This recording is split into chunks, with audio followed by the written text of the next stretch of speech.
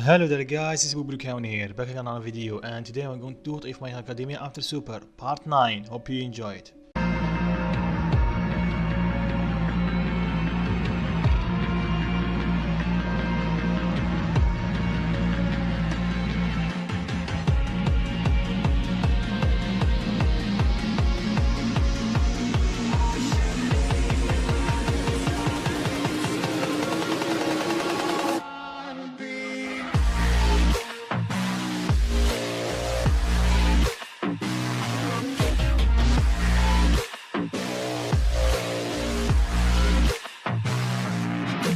So in last part, we covered what happened before the summer training camp, and Shigaraki tried to attack Deku, but he failed. And with that out of the way, let's begin our story.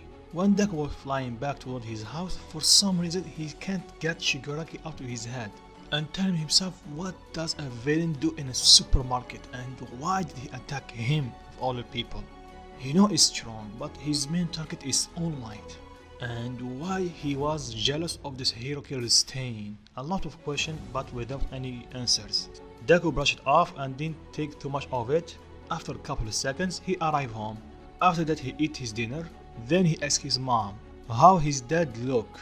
His mom take a second, then he tell him he looked just like him, except for the green hair. His dad have black hair. And a strong physique for someone is not a hero. Then Deku asked her, so that was a weightlifter or something? His mom told him, not really, sometimes he go to the gym when he have free time. So basically each time he have free time, he go to train. Deku stays silent for a second, then he tell his mom, did they say something about Saiyan or something like that? His mom take a second, then she tell him, yeah, if I remember correctly, he did mention it once, but it was a long time ago and I completely forgot. Deku thanks her, then he go to his room.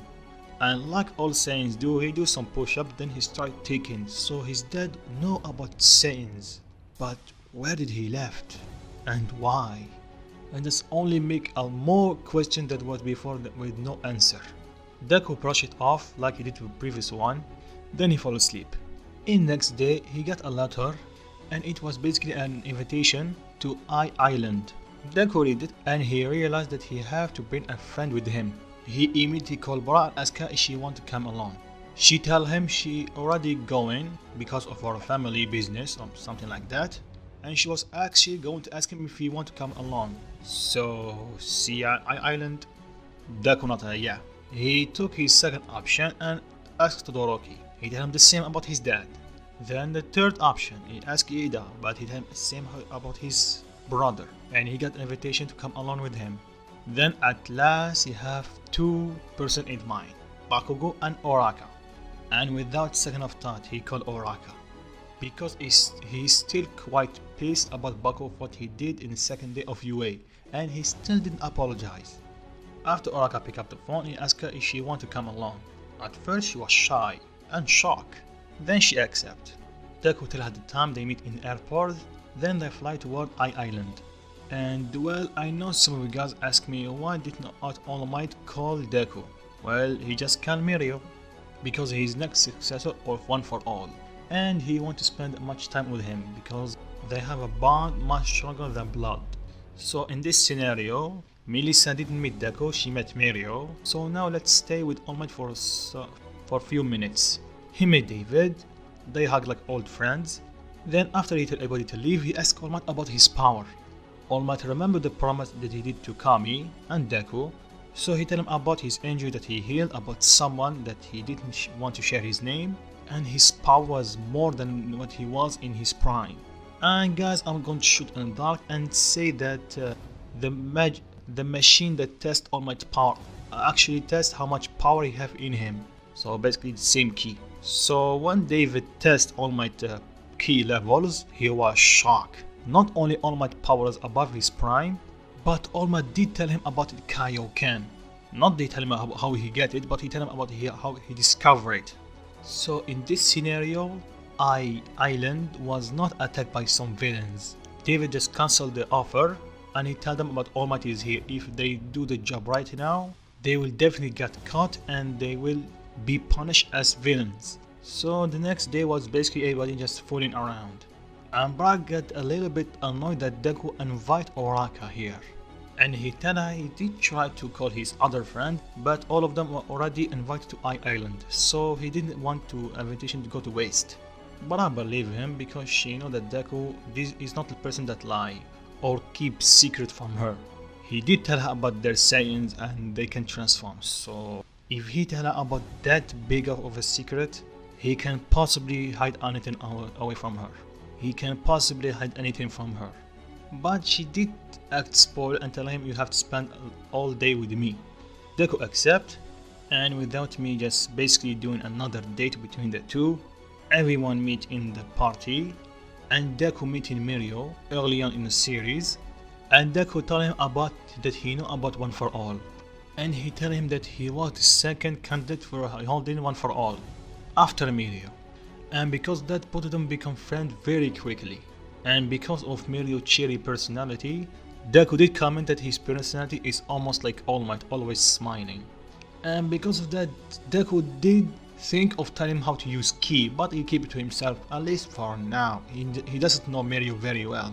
So time skip to the day of summer training camp. Everybody got inside the buses, and before Deku and Bra enter the bus, All Might grabbed them and pushed them aside and tell them to not use too much power, and accidentally destroyed the whole summer training camp. Deku laughed nervously because he is the center of All Might's steering. He know Bra is not Ace, will keep her power then, but Deku on the other hand always go to punishing first, then asking second, and apologizing. And Aizawa did see All Might give a lecture to Deku and Bra. And with that, his suspicion got even more for Deku. Even during the ride, he always tried his best to keep an eye on Deku without raising too much suspicion.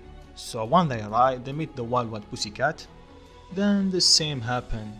Pixie Bob used her Earth quirk to throw everybody off the cliff. Then they see two people flying, and it's Bra and Deku telling them, "Really guys, cheap shot like that will never work on them." They explain this is a test, then they fly down. At that very moment, Mineta was getting attacked by that monster. Deku just fired a small key blast, completely destroying it. Everybody got in their position, except for Bra and Deku because they are very annoyed. These monsters are very weak compared to them. Only a nudge and they are completely destroyed. Deku sighed, then he fly toward Oraka and tell her, "Can you make everybody float?" She nodded, then she make everybody float. Deku used his telekinesis and literally fly with everybody toward the camp in mere seconds. Everyone was speechless. Deku have a telekinesis quirk? Todoroki approached him and tell him, "How did you use that? You have another quirk?" Deku tell him, "No, there was another way how to use my power."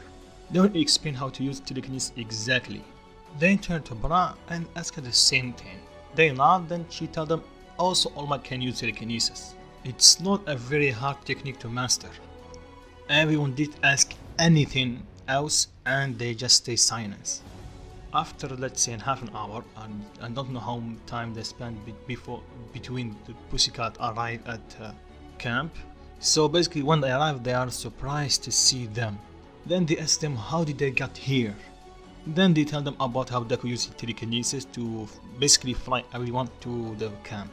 Then they looked at Aizawa and tell them, "Why did you not tell us about one of your two students have telekinesis power?" Aizawa tell them, I don't know that he have." Then let's say one of the class explained exactly how Deku can use telekinesis. And this basically will just make Aizawa suspicious of Deku even more. Then same encounter happened. Deku asked about Koda, and this time the lunch stay lunch. Then they gave them the rest of the day to get used to the camp, because tomorrow the summer training camp will begin. Deku have nothing else to do, so he start training on the spot. But I joined him for light training. So now let's say time skip to the night. Everybody go to the bath. Then Mineta tell them the same story about he want to see girls. Deku power up a bit. Everything starts shaking. Then he tell Mineta, "If you ever lay an eye on my girl, you wish you were never born." Did I make myself clear, Mineta? Mineta looked at Deku Then he smiled and tell him, I will die eventually. Then he start climbing the wall. Deku smile, but before he can do anything, Koda show up, slap Mineta away, then he fall. Deku catch him and accidentally peep on the girls. His face turned red, and before he walk away, Bara shoot a kill blast to his face. Or let's say multiple kill blast. They are not very powerful, but they did the work and make Deku fall head first toward the bath. And if you guys are asking about the encounter the first time Deku and Koda meet and Koda punching Deku in his junk. Sorry about that, we have to stay PG for YouTube, not cut me. It actually didn't happen, because in this what if Deku is not very interested in being a hero. And only asked because he was curious. So let's go back to our story. Deku take Koda toward Mandalay to let him rest, then he patch himself. Then Mandalay tell him, you have a feisty girlfriend there. Deku smiled at him, yeah, a bit too feisty. Then he asked her about Koda. He don't like hero too much, huh? Mandalay tell him, and how did you assume that? Deku tell her by the look and the sense I get from him. Mandalay tell him, the scent, what do you mean? Then Deku tell her that I can sense the presence of anything that is near me. So if anyone try to threat my life, I can feel their anger and thirst for blood. And what I sense inside Koda was only hatred, so why? Mandalay sighed, then she tell him about his parents. Deku just stays silent, he don't know how to respond to her story. After that, Deku leave the room and walk outside, then he feels something is not right and he doesn't know what it is. Then Bara come from behind him and tell him pervert. Deku tell her, really, I am pervert, I'm pretty sure you did him tell Minata. Bara tell him, yeah, but I just want to tease you. Deku tell her, yeah, tease me with shooting key blast at my face. Bara tell him, it's only a joke. Deku tell her, yeah, I know. If you are serious, I'm pretty sure you'll be in bad shape. I was off guard. Then Bara ask him what he's doing here. Deku tell her about Koda and she feels sad about him. Then she tell him he should go inside. It's a bit late. Deku nod, then enter inside the room. And guys, I'm gonna stop it right here. I know it's a little bit short compared to the others, but I want the next part to be the fighting part basically. So hope you enjoyed. If you do, drop a like and tell me what you think of it in the comment section, and if you're new around here, consider subscribe and peace.